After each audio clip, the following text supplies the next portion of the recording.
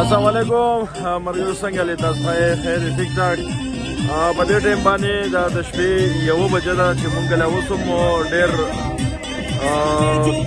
ریلی کې روان یو ډېر زیات ټریفیک جام دی او زه په ځای باندې چې کوم دی ناکبندیان هغه کړي دي زګونه بند کړي دي روډونه بلاک کړي دي او الحمدلله زمونږ ورکر همڅنګ چې سار